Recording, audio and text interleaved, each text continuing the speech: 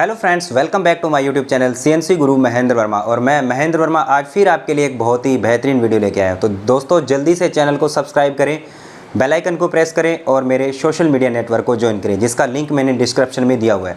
तो दोस्तों आज का वीडियो बहुत ही इंपॉर्टेंट है। आज की इस वीडियो के अंदर मैं आप लोगों को बताने वाला हूँ कि अगर सेंटर आउट रेडियस दिया गया हो तो जेड एक्सिस की वैल्यू कैसे ज्ञात करेंगे। तो दोस्तों आज की इस ड्राइंग के अंदर जो है वो सेंटर आउट रेडियस दिया गया है कि सेंटर से आउट है ये रेडियस। अब ये सेंटर से आउट कैसे है, क्योंकि देखो डाया आपका जो है वो 40 mm का है और 40 mm के डाया के ऊपर 30 का जो है वो रेडियस लगाना है। तो इस प्रकार का अगर कोई रेडियस होता है तो वो सेंटर आउट रेडियस होता है। तो यहाँ पर अब हम लोग जो है वो इस जॉब के बारे में आप लोगों को बताता हूँ। तो यहाँ पर मेरे पास में जो जॉब का जो सबसे बड़ा डायमीटर है वो 50 mm का डायमीटर है और यहाँ पर जो है वो डायमीटर आपको 40 का दिया गया है और यहाँ पर भी डाया 40 का दिया गया है। ये डिस्टेंस आपको निकालना है, ये डिस्टेंस भी आपको निकालना है। और देखिए यहाँ पर ये जो है यहाँ पर भी एक R6 का दिया गया है और यहाँ पर जो है वो डिस्टेंस दिया गया है 2 का। तो आपको जो है वो यहाँ का डिस्टेंस भी निकालना है, ये भी निकालना है। ये आपको ड्राइंग में दिया गया नहीं गया है और ये आपको कैलकुलेशन करके निकालना है। तो काफ़ी इंपॉर्टेंट वीडियो है। तो सबसे पहले हम लोग ये जो है वो ड्राइंग के कोऑर्डिनेट जो है वो कितने बनेंगे ये हम लोग देख लेते हैं। तो सबसे पहला कोऑर्डिनेट यहाँ से बनेगा, coordinate number 1, coordinate number 2, coordinate number 3, coordinate number 4 और कोऑर्डिनेट नंबर 5। तो टोटल 5 कोऑर्डिनेट है हमारे पास में। तो टोटल 5 कोऑर्डिनेट के अंदर ये हमारा जो ड्राइंग है ये कंप्लीट हो जाएगा और ये वाला पीछे का जो पार्ट है ये हमारा जो है वो चक में रहेगा। तो यहाँ पर हम लोग जो है वो इसके कोऑर्डिनेट बनाने के लिए हम लोग टेबल बना लेते हैं। तो सबसे पहले हम लोग यहाँ पे लिखते हैं सीरियल नंबर, x की वैल्यू और z की वैल्यू। तो यहाँ पर हमारे पास जो कोऑर्डिनेट बनेंगे वो हमारे हैं कितने 1 2 3 और उसके बाद मैं यहाँ पे बना देता हूँ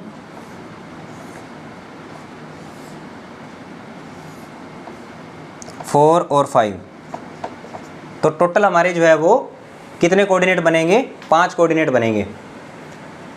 तो अब हम लोग जो है वो क्या करेंगे, इसकी सबसे पहले तो मैं आप लोगों को कैलकुलेशन समझा देता हूँ। सबसे पहला एक्स एक्सिस की वैल्यू जो है वो सेंटर पॉइंट पे पहले कोऑर्डिनेट पे रहेगी हमारी, एक्स की वैल्यू 0.0 रहेगी, जेड की वैल्यू रहेगी हमारी 0.0। यहाँ से टूल ऐसे जाएगा हमारा। तो यहाँ पर हमारा जो डायमीटर है वो हमारा 40 का रहेगा। डायमीटर वैल्यू रहेगी एक्स की वैल्यू 40.0, लेकिन जेड की वैल्यू आपको नहीं दी गई है। इसके लिए हमें क्या करना होगा, जेड की वैल्यू को फाइंड करेंगे। तो इस डायग्राम को समझने के लिए सबसे पहले मैं यहाँ से ये जो आगे का जो पोर्शन है इसको मैं यहाँ पर लिख लेता हूँ। तो देखिए इस प्रकार से मैंने यहाँ पे लिखा और यहाँ पर इस प्रकार से मैंने यहाँ पे ये बनाया।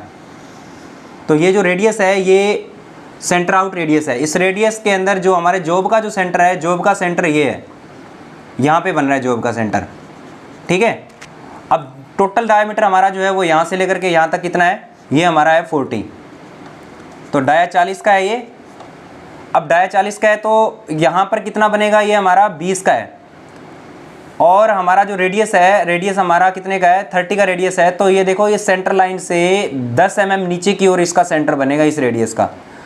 अगर हमारा 40 का डायमीटर है तो इसके ऊपर 20 का अगर रेडियस होता तो बिल्कुल सेंटर टू सेंटर जो है वो आपका रहता। लेकिन यहाँ पर क्या है कि सेंटर आउट रेडियस है, 30 का अगर आपका रेडियस लगा हुआ है तो आपका जो है वो यहाँ पर जो है वो इसका सेंटर बनेगा।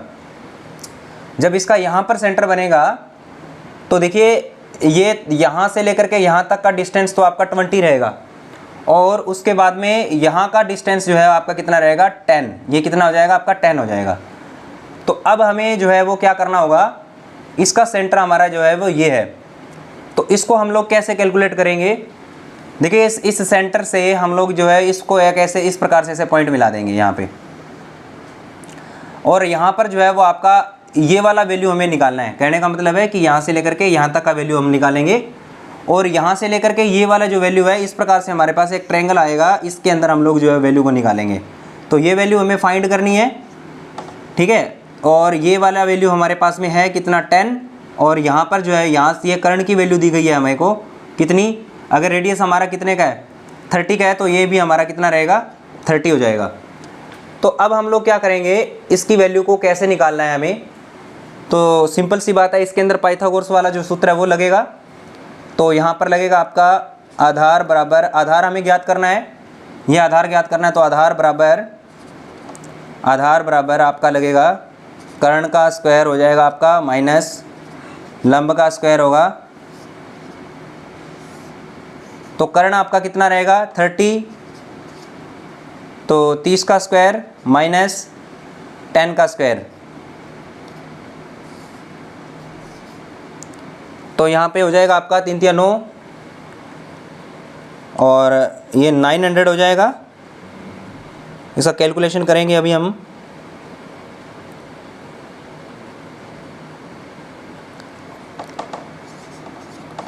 नौ सौ माइनस आपका 100 हो जाएगा, बचा आपका 800। तो 800 का अंडर रूट निकालेंगे हम लोग,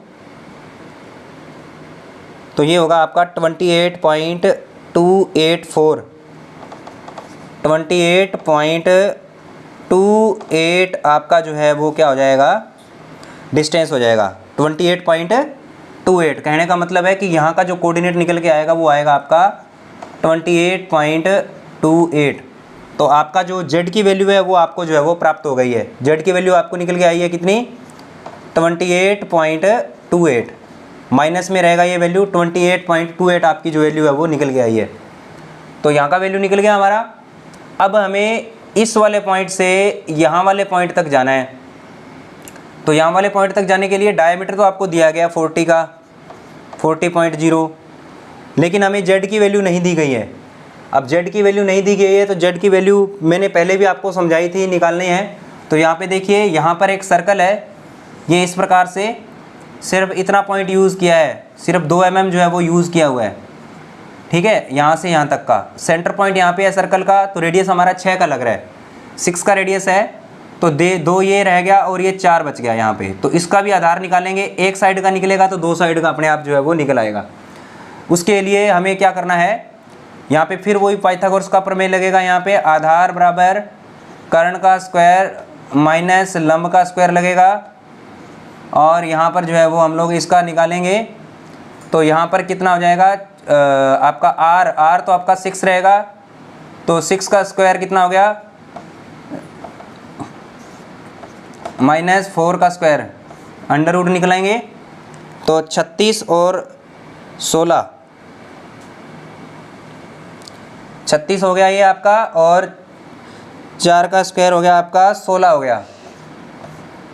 ठीक है, ये निकालेंगे 36 माइनस 16 कर देंगे यहाँ पे, तो आपका रह गया 20। तो 20 का अंडर रूट निकाल लेंगे, तो यहाँ पे आएगा 4.47 आपकी एक साइड से वैल्यू आ रही है।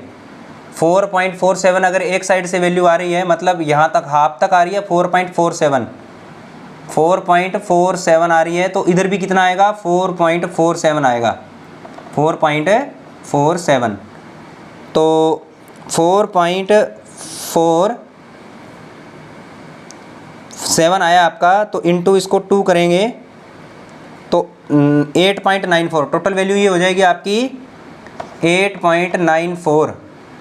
तो अब शुरू से लेकर के एब्सोल्यूट हम लोग कोऑर्डिनेट ले रहे हैं, तो टोटल वैल्यू हमारी जुड़ जाएगी, कितनी हो जाएगी यहाँ पे 40 की बाद में डाय 40 का, और x की वैल्यू हो जाएगी यहाँ पे 28.28, 37 पॉइंट माइनस के अंदर आएगा 37.22, ये वैल्यू आ जाएगी आपकी 37.22। तो यहाँ तक का कोऑर्डिनेट आपका निकल गया है। अब देखिए, यहाँ से लेकर के यहाँ तक आपको जाना है। ठीक है, टोटल लेंथ कितनी दे रखी है 10 की लेंथ दे रखी है, और यहाँ पर R5 भी लग रहा है। तो आपका क्या, और यहाँ का डाया कितने का है 5 का है, 50 का है, यहाँ का डाया 40 का है।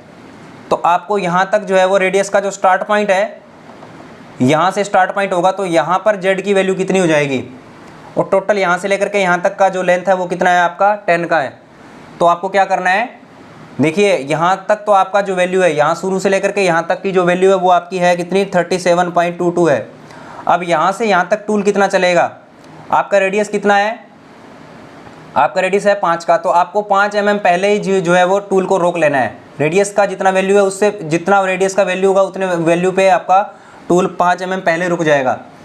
तो आपका टूल 5 mm रुक जाएगा, तो टोटल लेंथ है 10 mm, तो इधर 5 बच गया, इधर 5 बच गया, तो इस वैल्यू के अंदर यहाँ इसके अंदर 5 हम लोग जोड़ेंगे, तो आपका x की वैल्यू जो है वो कितनी रहेगी, x की वैल्यू तो आपकी 40 ही रहेगी। 4 नंबर कोऑर्डिनेट पे x की वैल्यू 40.0 और z माइनस, तो टोटल लेंथ जो है आपकी कितनी है यहाँ पे 37.22 है। इसके अंदर आपने क्या करना है, प्लस में 5 कर देना है, तो 42.22 हो जाएगा, 42.22 ये आपकी वैल्यू आ जाएगी।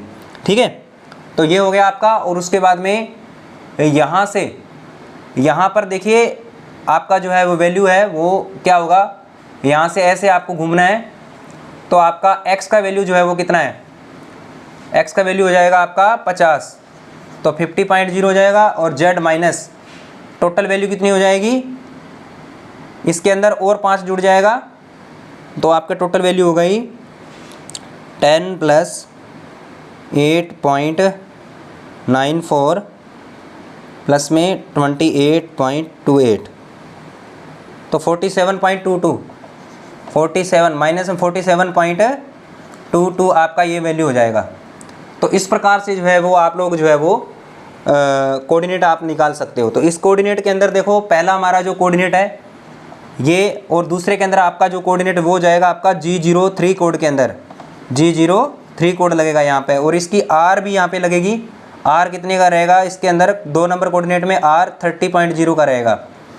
उसके बाद में 2 के बाद में डायरेक्टली आपका टूल ऐसे घूमेगा, डाय 40 पे आएगा, और यहाँ पर R आपका 6 रहेगा। यहाँ पर भी ये जो रेडियस है ये आपका कौन सा है, ये क्लॉकवाइज रेडियस है, तो ये कोड आपका लगेगा G02। 3 नंबर कोऑर्डिनेट पे आपका G02 कोड लगेगा। यहाँ पर R जो लगेगा आपका वो R 6.0 का है। उसके बाद में 5 नंबर कोऑर्डिनेट के अंदर भी आपका जो कोड लगेगा रेडियस का G02, और यहाँ पर जो R है वो भी दिया गया आपको कितने का, R 5.0 का दिया गया है। तो ये आपके जो है वो कोऑर्डिनेट हो गए हैं। तो इस प्रकार से आप लोग जो है वो कोऑर्डिनेट बना सकते हो सेंटर आउट रेडियस का, और इसका प्रोग्राम आप G71 में बना सकते हो। और अगली वीडियो में मैं आप लोगों को इसका जो है वो प्रोग्राम भी आपको जो है वो बना करके G73 पैटर्न रिपीटिंग साइकिल के अंदर इसका प्रोग्राम जो है वो मैं आपको बता देता हूँ। तो दोस्तों वीडियो लंबा हो गया है ज़्यादा, तो इसलिए जो है वो इसका सेकंड पार्ट आप ज़रूर देखें।